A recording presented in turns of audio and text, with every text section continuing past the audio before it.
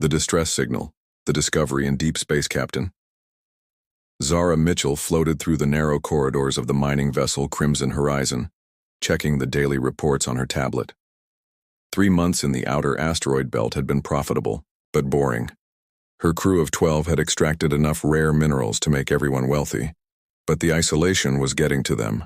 The constant hum of the mining lasers and the endless black of space made time feel meaningless.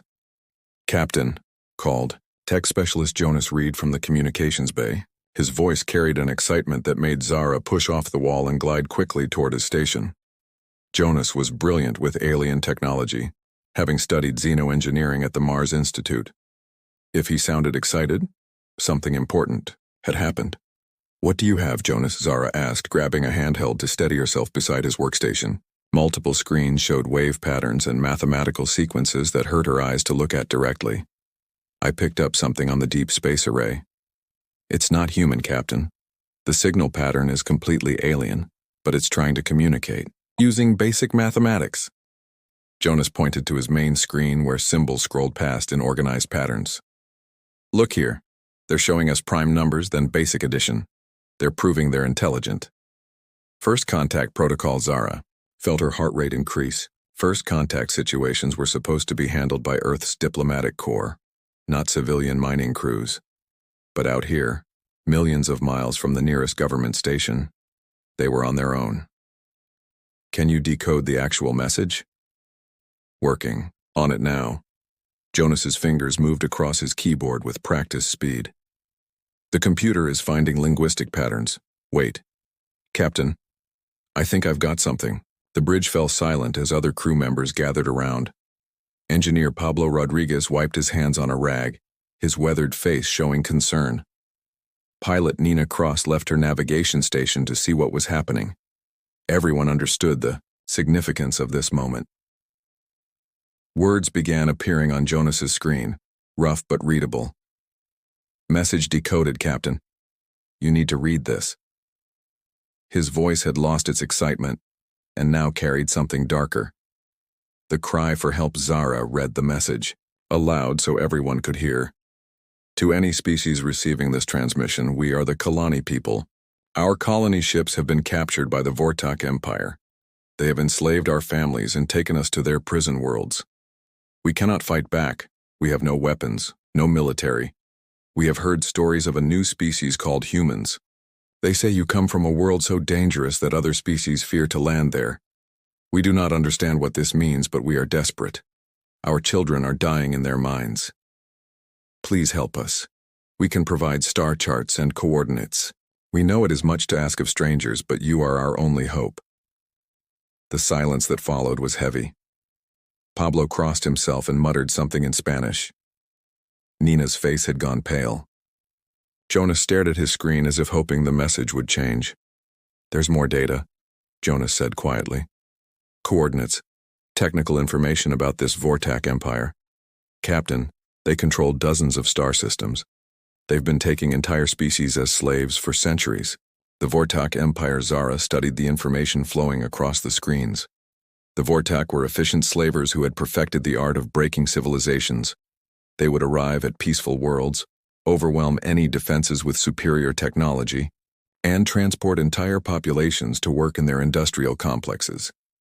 The data showed prison ships, mining facilities, and worlds where millions of beings labored until they died. "How do they know about humans?" asked Nina, her voice barely above a whisper. "We've been trading with other species for years," Zara replied. "Word spreads, but most aliens think we're just another peaceful trading civilization." She paused, knowing there was more to the story. Every human knew it, even if they rarely talked about it. Earth's secret. Pablo spoke up, his accent thick with emotion. "They mentioned Earth being dangerous. They don't know, do they, about what we really are?" Zara shook her head. "The galaxy classified Earth as a death world, a planet so hostile that most alien species couldn't survive there for hours. The gravity was crushing, the weather was violent, and the native life forms were incredibly dangerous. Humans had evolved in an environment that tried to kill them every day. As a result, they were stronger, faster and more resilient than almost any other known species. But humanity had kept this information quiet, preferring to appear as harmless traders rather than potential threats. Jonas, send an encrypted message to Earth Command immediately. Include everything. The Kalani message, the Vortak data, our coordinates. Use the highest priority channels. Already working on it, Captain. The response, the message to Earth, took 18 hours to reach its destination.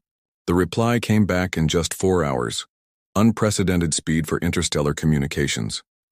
Jonas opened the message with trembling hands, and his face went white as he read it. Captain, this is coming directly from the Terran Defense Council. The authorization codes are the highest level I've ever seen. They want us to maintain position and continue monitoring the situation. A response fleet is being dispatched. What kind of response fleet? Pablo asked. Jonas scrolled through the message. It doesn't specify, but Captain, the classification level on this operation is beyond anything in civilian records. Whatever they're sending, it's not just a rescue mission. The hidden truth: over the next 2 days, more messages arrived from the Kalani. Their situation was deteriorating, rapidly. The Vortak were moving their prison ships to more secure locations, deeper in their territory. Time was running out for millions of enslaved beings. On the 3rd day, Nina called out from her pilot station. Captain, I'm detecting ships dropping out of hyperspace. Lots of them. Zara looked at her scanner display and felt her breath catch. Dozens of contacts were appearing on screen. Human ships, but not like any she had ever seen. These were warships, massive and deadly looking, with armor plating and weapon arrays that spoke of serious military power. Her communications console came alive with an incoming message. The face that appeared belonged to a man in his 50s, wearing a uniform she didn't recognize. His eyes were hard, and his expression spoke of someone who had made difficult decisions many times before. Captain Mitchell, I am General Marcus, Kane of the Terran Defense Force. You and your crew have stumbled onto something that will change galactic history. What you're about to witness is humanity's first military action as a galactic power. The revelation. Zara stared at the screen in shock. General, I wasn't aware Earth had this kind of military capability. Kane's smile was cold and predatory. Most humans aren't aware of it either, Captain. For 5 years we've been building in secret, hidden bases, concealed shipyards, weapons platforms disguised as civilian infrastructure. The galaxy thinks Earth has a small defense fleet suitable for a peaceful trading species. They have no idea what we're really capable of. But why the secrecy? Because we're predators, Captain. We evolved on a world that tried to kill us every single day. We're stronger, faster, and more aggressive than any other known intelligent species. The galaxy isn't ready for that truth. Until now. The Kalani asked for help, and they specifically asked for humans because they heard we come from a dangerous world. It's time to show them exactly what that means. As Zara watched through her viewports, more ships continued to arrive. The fleet assembling around her small mining vessel represented firepower beyond anything she had imagined possible. Humanity had been hiding its true nature from the galaxy, but that secret was about to end. What happens now, General? Kane's expression hardened. Now we show the Vortak Empire what happens when you threaten innocent people in a galaxy that contains humans. They're about to learn why every other species fears the death world called Earth.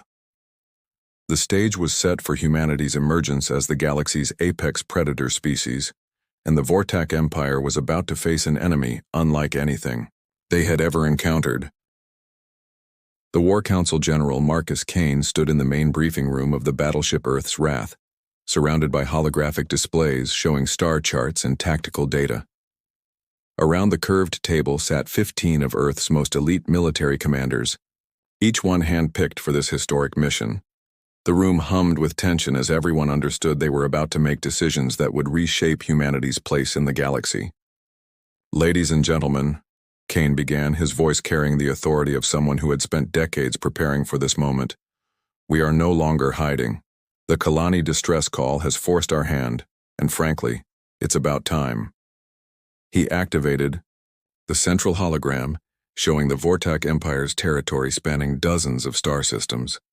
Admiral Victoria Blake, commander of the stealth fleet, leaned forward in her chair. Her silver hair was pulled back severely, and her eyes held the cold calculation of a predator sizing up prey. General, our intelligence suggests the Vortak have been operating for over 3 centuries.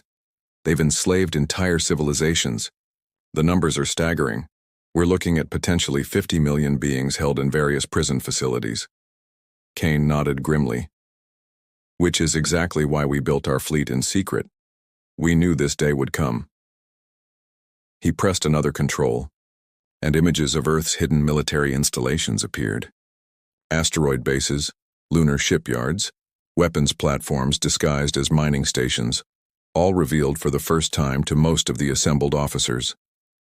Earth's hidden arsenal Captain Jade Harper, commander of the stealth destroyer Shadow Strike, whistled softly. She was young for her rank, but her record in covert operations was flawless. Sir, I had no idea we had this level of capability. How long have we been building in secret? Since first contact 5 years ago, Kane replied. We learned about galactic civilization, studied their technology, their politics, their military capabilities. What we discovered was that every intelligent species in the galaxy evolved on what we call garden worlds, planets with light gravity, stable weather, and no significant predators. They've never had to fight for survival. Lieutenant Rex Storm, leader of the elite Marine unit, spoke up. His scarred face and muscular build made him look exactly like what he was, a professional warrior from a death world. General, what exactly are we dealing with in terms of Vortak military strength? Kane brought up new data. The Vortak Empire has approximately 600 warships, but here's the key point. They're designed to intimidate peaceful species, not to fight actual battles. Their tactics rely on overwhelming technological superiority against civilizations that have never developed real military doctrine. And us? Asked Admiral Blake with a predatory smile. We have 300 ships designed by a species that spent millions of years perfecting the art of warfare on the most dangerous planet in the galaxy. Every human warship incorporates lessons learned from thousands of years of conflict on Earth. The stealth mission Captain Harper stood as Kane turned to her. Jade, your mission is critical. Take the Shadow Strike and conduct deep reconnaissance of the Vortak prison fleet. We need to know their exact positions, defensive patterns, and the condition of the prisoners before we strike. Understood, General. How close do you want me to get? Kane's smile was cold. Close enough to count their teeth. The Vortak have never encountered stealth technology like ours. To them, you'll be invisible. Harper saluted and left the briefing room. Within an hour, the Shadow Strike had disappeared into hyperspace, heading toward the coordinates the Kalani had provided. The ship was a masterpiece of human engineering, completely undetectable by any known sensor technology, capable of speeds that would crush the crew of any other species, and armed with weapons designed to disable rather than destroy when capturing enemies was preferable. Into the shadows, 3 days later, Captain Harper floated in zero gravity on her ship's bridge, watching the tactical display with satisfaction. Before them hung the Vortak prison fleet, 18 massive ships, each one over 3 miles long and packed with thousands of enslaved beings from dozens of different species. The ships looked like floating cities of metal and despair. My God, whispered her navigator, Ensign Derek Walsh, as he studied the sensor readings. How many prisoners do you think are in there? Intelligence estimates at least 80,000, Harper replied quietly. Entire families, children, elders, all stolen from their homes and forced to work until they die. The Shadow Strike drifted closer, hidden in the electromagnetic shadow of a nearby nebula. Harper's crew worked in perfect silence, recording everything. The Vortak patrol patterns were predictable, almost lazy.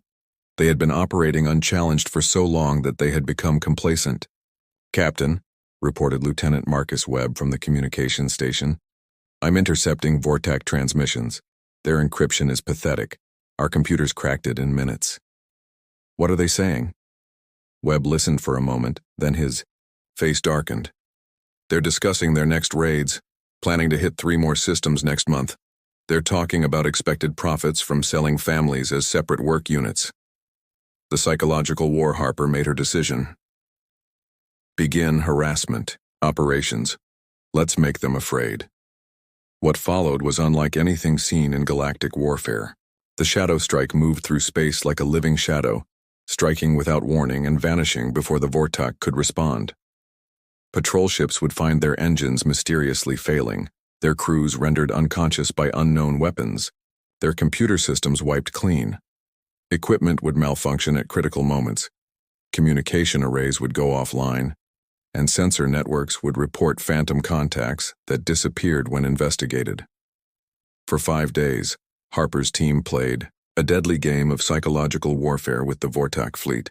Ships would disappear for hours, then reappear with their crews unconscious and their memories fuzzy.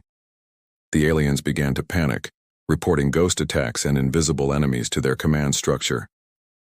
Lieutenant Storm's Marine team made several boarding actions, appearing on Vortak ships like demons from the darkness. Human soldiers moved faster than alien eyes could follow, struck with precision that seemed impossible, and vanished before effective resistance could be organized. They left behind unconscious enemies and cryptic messages warning of worse to come. The fleet assembles. Meanwhile, General Kane watched from the bridge of Earth's wrath as the largest military fleet in human history assembled around him. Ships emerged from hyperspace every few minutes. Battleships with armor designed to withstand the gravitational forces of Earth's massive storms.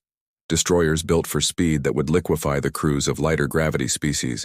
And carriers, packed with fighter craft piloted by humans whose reflexes were 3 times faster than any known alien species. "General," reported his tactical officer, Commander Rachel Stone, "we now have 250 warships in formation. All ships report ready for combat operations."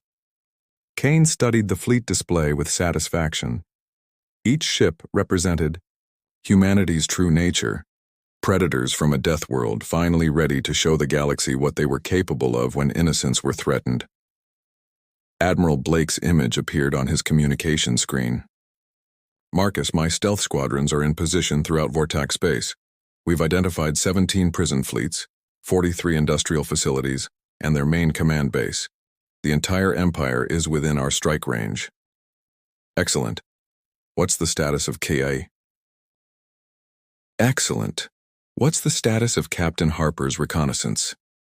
"She's done magnificent work. The Vortak fleet is in complete panic. They've called for reinforcements from across their empire, exactly as we planned. They're gathering their forces in one location, making our job much easier." The moment of truth, Kane activated the fleet-wide communication system. Throughout the human armada, thousands of officers and crew members turned their attention to their screens.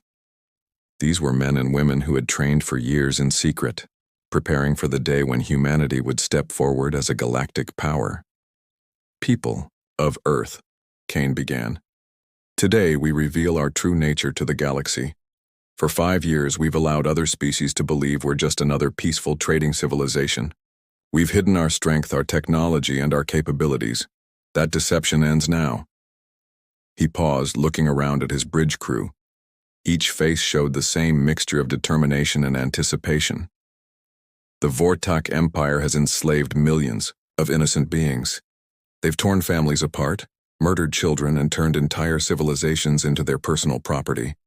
They chose to prey on the weak because they believed there were no predators in the galaxy capable of stopping them. Kane's voice hardened. "They were wrong. We are those predators. We evolved on a world that tried to kill us every day.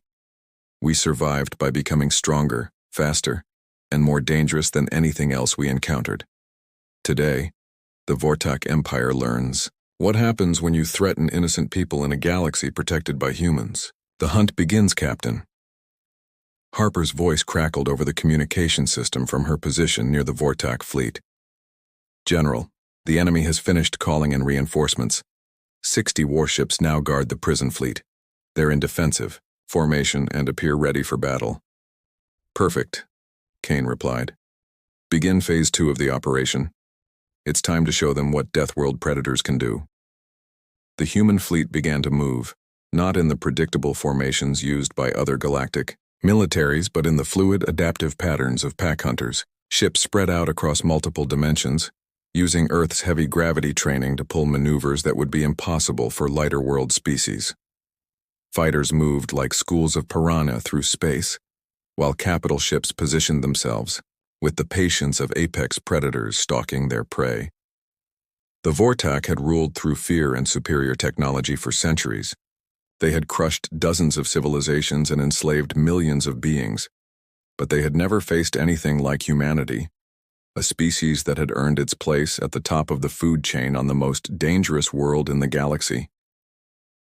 The hunt was about to begin, and for the first time in their empire's history, the Vortak were about to become the prey.